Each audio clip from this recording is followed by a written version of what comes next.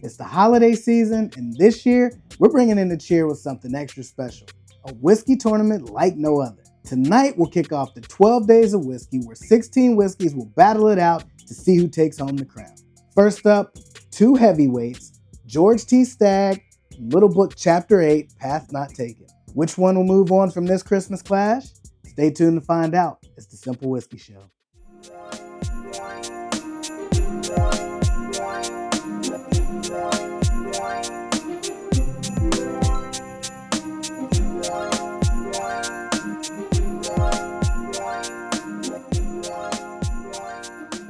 Happy holidays and welcome back to the Cynple Whiskey Show. I'm Cyncere, and as I mentioned, we're closing out the year trying to crown the ultimate pour of 2024. Each video, two whiskeys will go head to head, and on New Year's Eve, the final four will battle it out for the crown. And if that sounds like your kind of holiday fun, don't forget to like, subscribe, and turn on your notification bell so you don't miss a single round. Let's dive into tonight's contenders. First up is a true bourbon heavyweight, George T. Stagg. Part of the Buffalo Trace Antique Collection, this bourbon is uncut, unfiltered, and 15 years old. At 135 proof, it brings bold flavors, a super rich and long finish, and it's perfect for sipping for the holidays.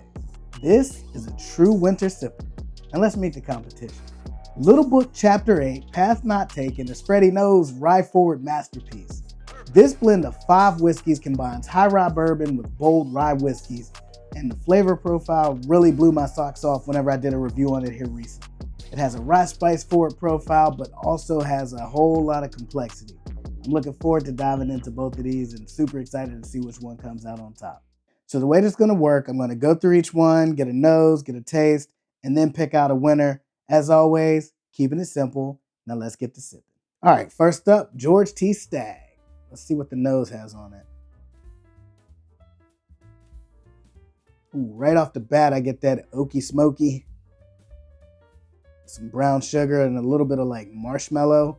Some sort of a fruity note that I can't put my finger on, but something a little bit brighter, all things considered. I mean, this is 130 plus proof, and it smells every bit of it, but in a good way, not necessarily overpowering. Let's go on for a sip.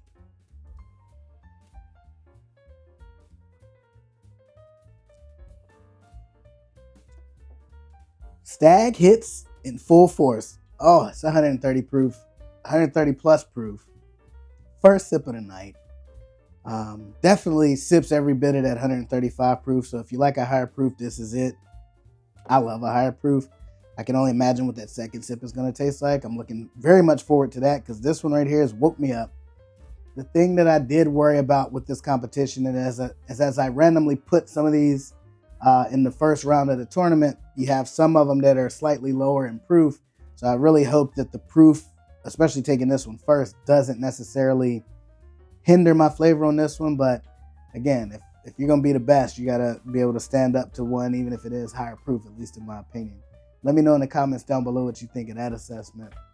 But from a flavor perspective, I get a lot of a cherry note on this, a super bold oaky note, and then like a burnt caramel note, not like the usual Buffalo Trace sweet caramel, but like a creme brulee style caramel where you get a little bit of that burnt note on the end of it.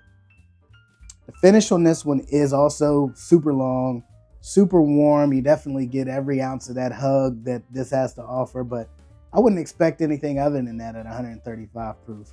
All right, Little Book Chapter 8. So this one's real spicy on the nose. I get like a clove and like a cinnamony note.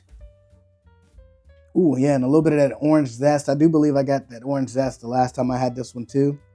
And then something a little more fruity, maybe even like a raspberry note, like a sweeter like a really ripe raspberry note. Let's go on for a sip. Wow. Honestly, following this up from George T. Stagg is like when I add 5 drops of water in most of my review videos and I get the more subtle, more rich notes that you don't get that burn. I remember this one being particularly hot when I did it in the regular review video.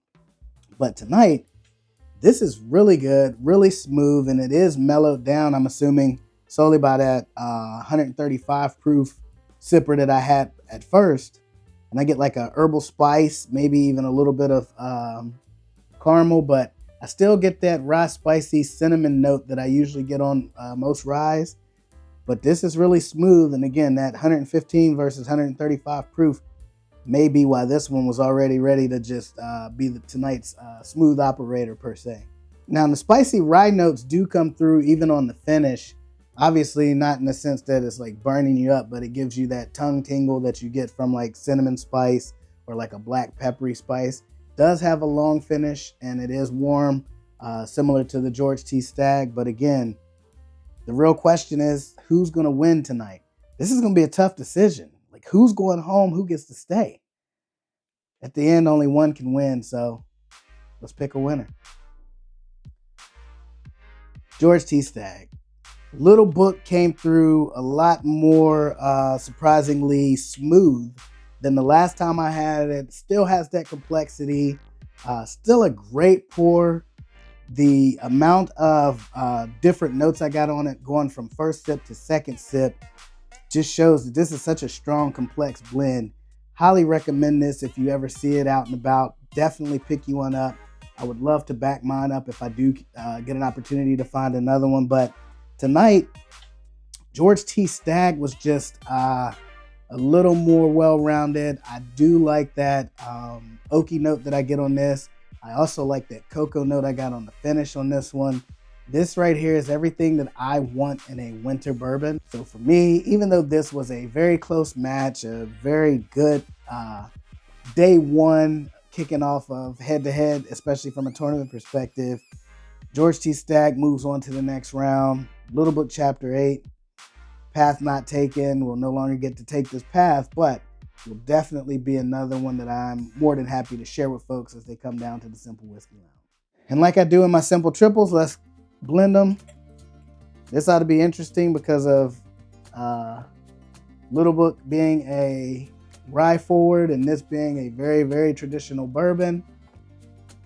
Ooh, I get a very fruity, that cherry cola note is even stronger on the nose with the two blended, and it's extremely sweet. And I'm thinking that a lot of that comes from the Little Book, and then that cherry cola note's coming from that George T. Stagg. Let's see what it tastes like. Cheers. So you get the oaky smoky note from the Stagg, and then you also still get that cherry note. On the finish, I get a spearminty note, but also some fruitier note, almost like a ripe plum note that I didn't get on either of them. But combined, I'm getting this plum note. This is not a bad blend. I'd sip on this. I mean, two of my newfound favorites. Well, I've had this one for a little while this year, but Little Book being one of the ones that has grown on me tremendously over the couple of times that I've poured it. That's a good little blend. All right, that's it for day one of the 12 days of whiskey, with Stagg moving to the next round, Little Book Chapter 8 going home. We got plenty more battles to come. I'll leave you with this. The holidays are about sharing good whiskey, great memories, and unforgettable moments. So here's to full glasses, unforgettable stories, and keeping it simple. Cheers.